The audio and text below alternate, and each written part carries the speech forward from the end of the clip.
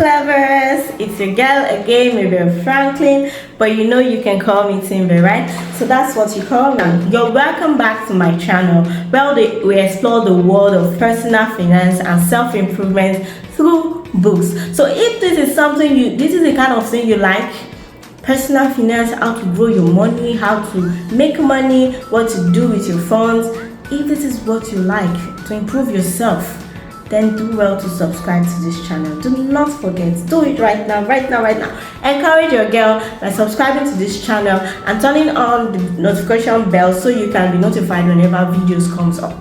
Do not forget to like, share. Alright, in today's video, I'm super excited to be sharing with you a review from our book called The Smart Money Tribe. That is written by Arese Ugwu. Remember, this name sounds very familiar, right? The author, yeah, she's actually the author of The Smart Money Woman, the book we reviewed, our very first book we reviewed, and this happens to be the continuation of that book. To me, that is what I would say. This happens to be the continuation of that book. It's because it still has same stories of, we have the story of Zuri, you can see here, this is Zuri, and her 4 friends. So in this book, they were able to build a very huge support system for themselves and actually work in improving themselves. It's an interesting, they have interesting stories in this book. The Smart Money Tribe is a comprehensive guide to personal finance, specifically for Africans. So this is it's not relatable for people staying out of Nigeria or that are not living in Africa. That is one thing I want you to understand. The book covers topics such as budgeting, savings, investing, and managing debt. So author Ugwu shares practical advice, real-life examples, and actionable tips to help readers take control of their finances. That is what you can find in this book. I'm just giving you an overview of what this book is about. So one thing that stood out for me was the emphasis on community and support. The author stresses the importance of surrounding surrounding ourselves with like-minded individuals who shares your personal or financial goals.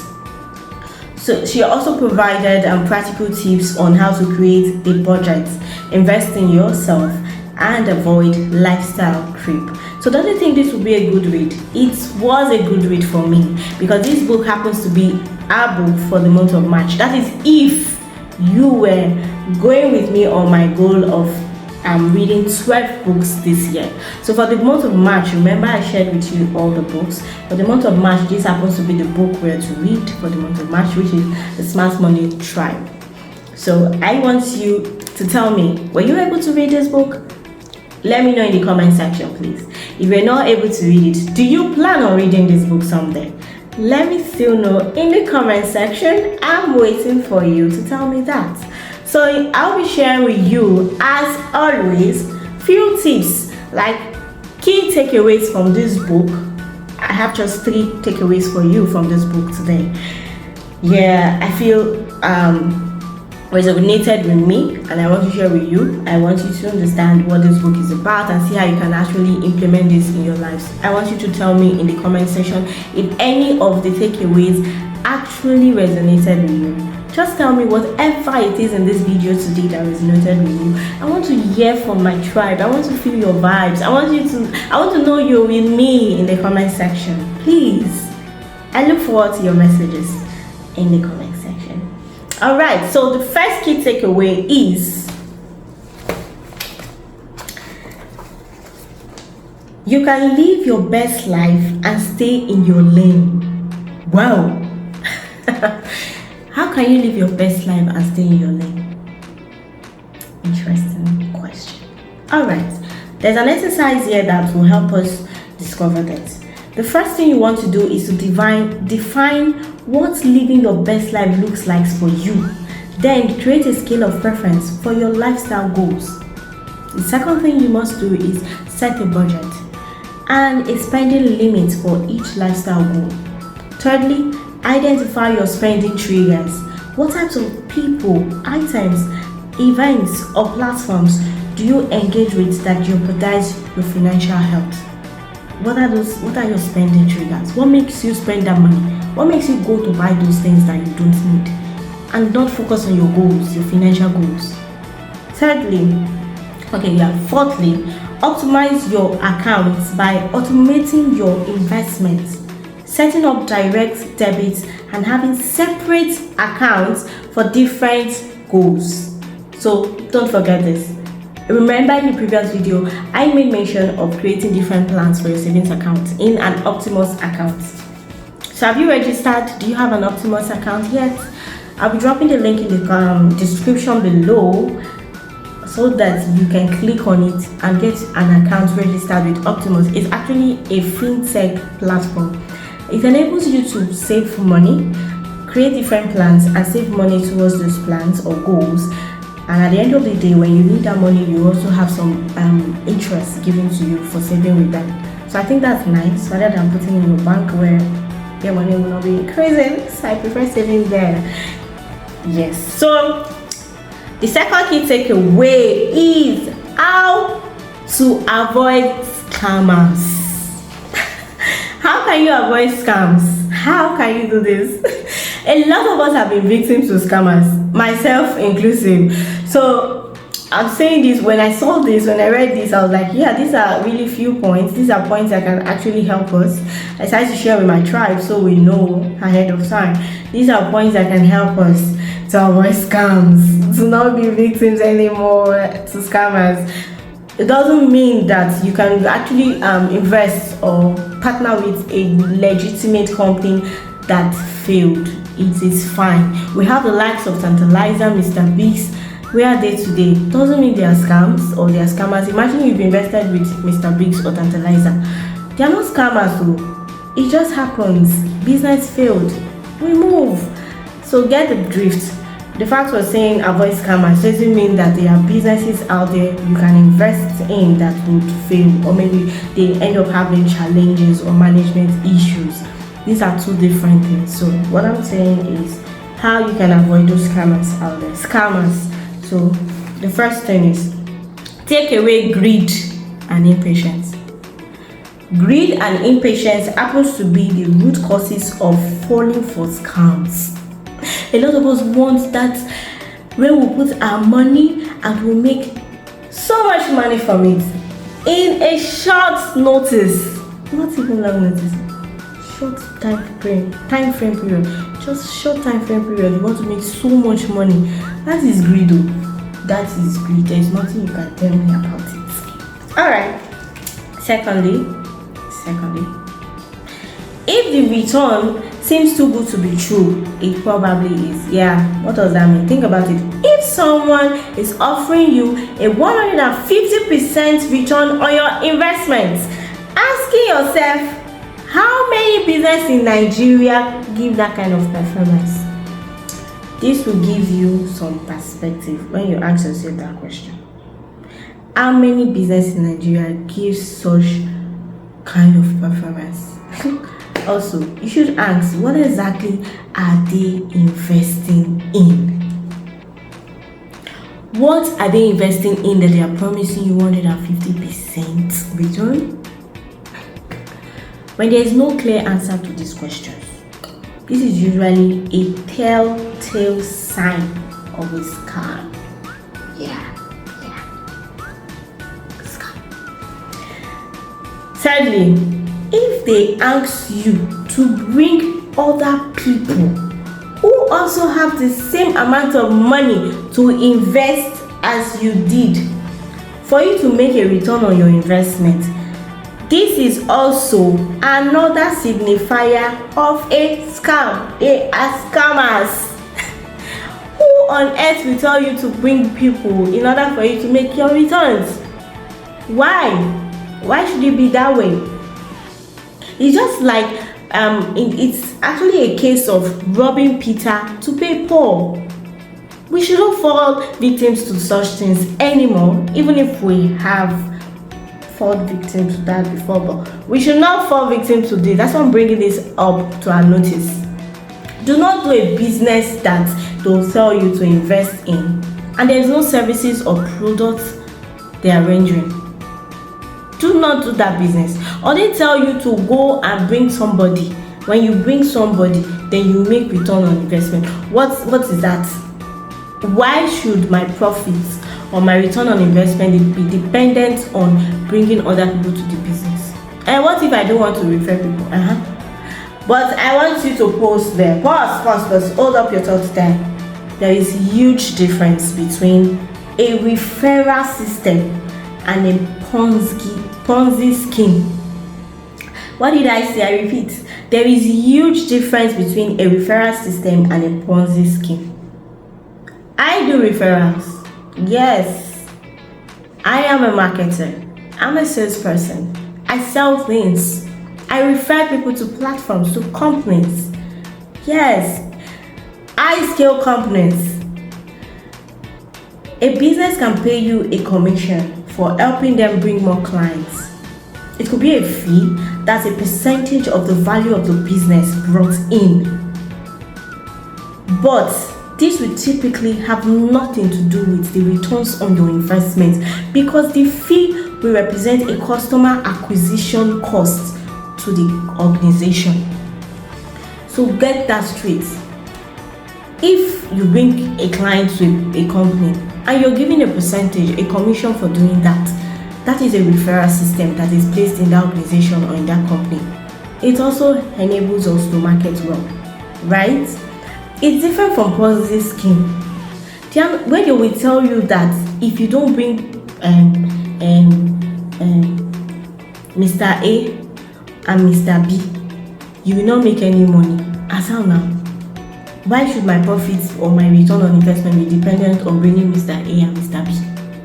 No, that one is scammers. That's a sign for you to know that those are scammers. Yes, don't do that. Don't do it.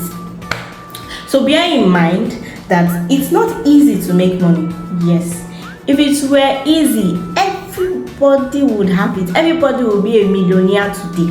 Not everybody is willing to actually put in the work. Not everybody is willing to take the risks. Not everybody is willing. And why would they get the reward when you're not willing to take the risks? You're not willing to improve yourself or your finances. How can you now get the reward? You're not willing to know how you can make money and also grow that money. It's a different thing to make money and to learn how to grow the money. Which is why you have to be in this tribe. Which is why you need to subscribe to the channel. Yes, why haven't you subscribed yet? I'm speaking to you. Please subscribe to this channel. Like, share. Don't forget to do that.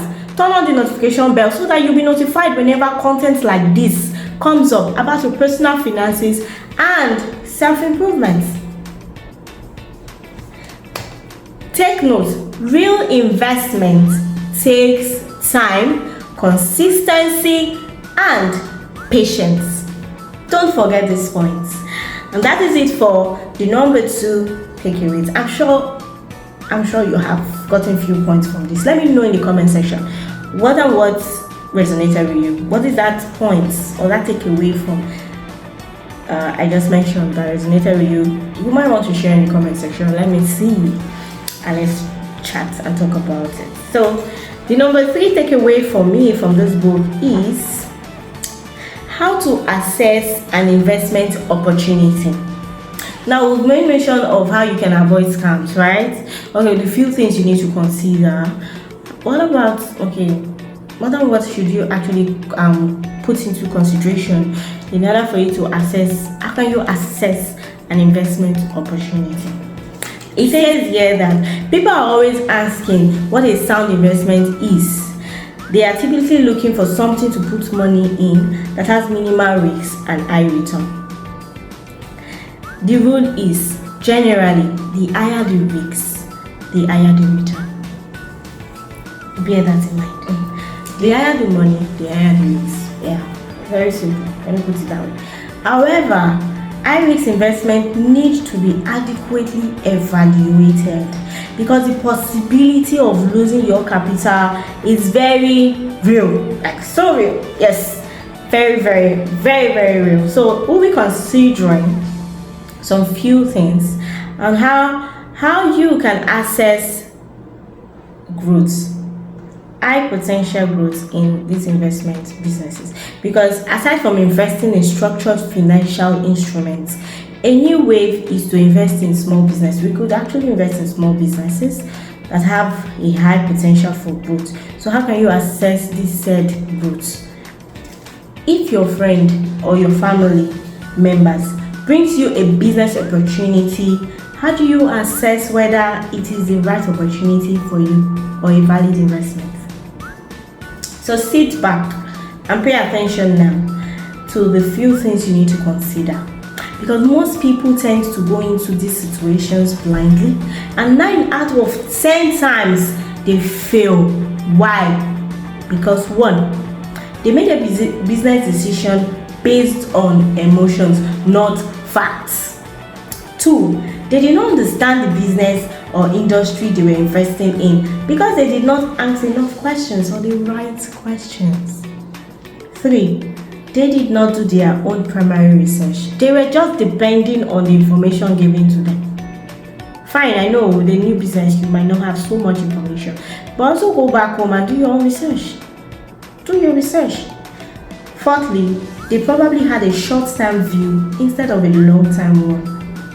So this is another way you can fail in business, especially when you're expecting a quick return on something that usually is supposed to be for a long-term period. A business that is supposed to be for a long-term period, you're expecting a quick return, and in that way you tend to sell off or do anything with that funds or complain, and you lose out totally because you sell off your stake in that business. So what will help us? 1, do your due diligence. That is how you can actually make a business decision based on facts. Do your due diligence. Secondly, understand the fundamentals of the business. Understand the fundamentals. How does the business make or lose money? What is the value proposition of the business? What problem are they looking to solve? What is the size of the addressable market? Is there a clearly defined target customer?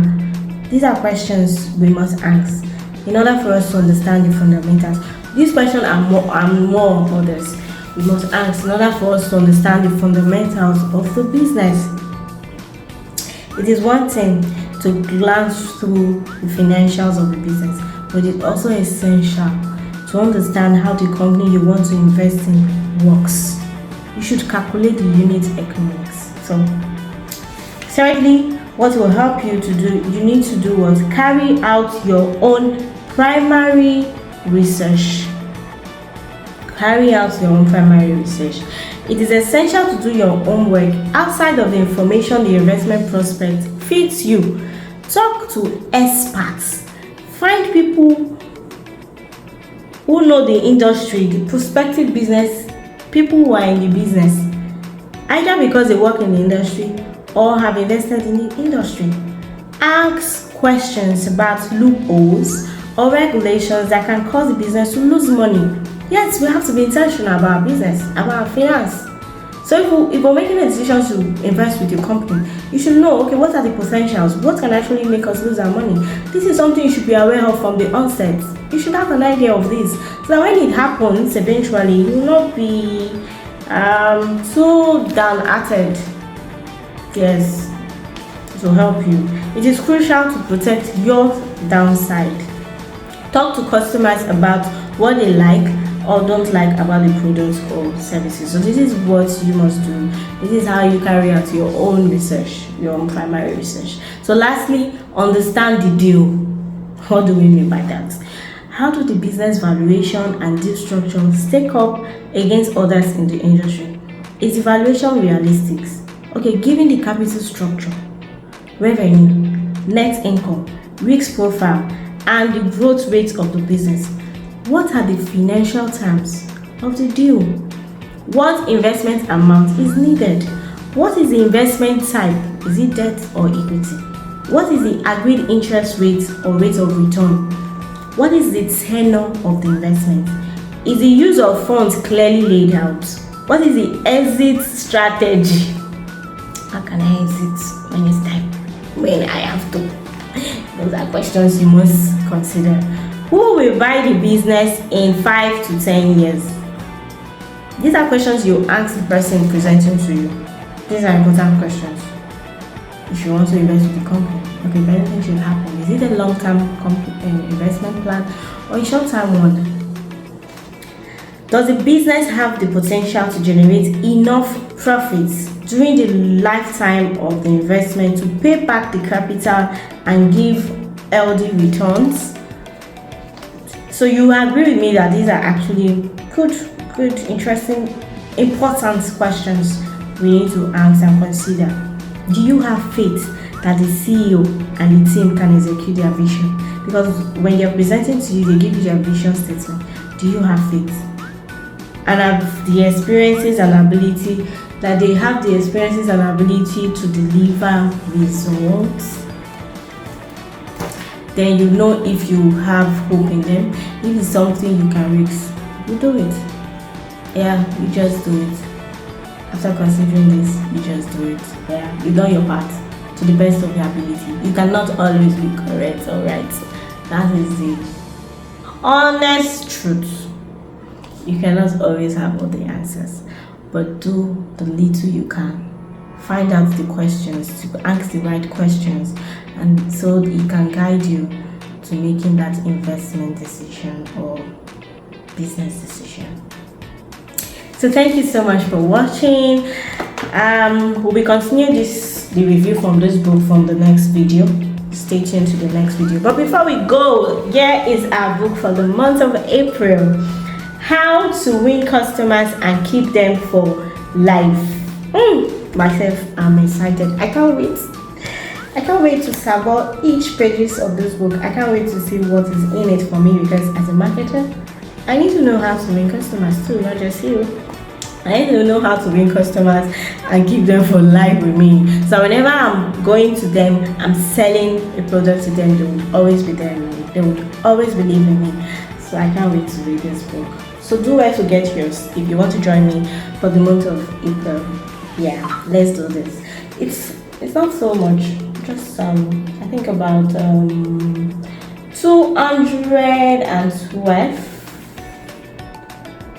Okay, 207 pages. Yeah, we have 207 pages here. It's way small. It's very small.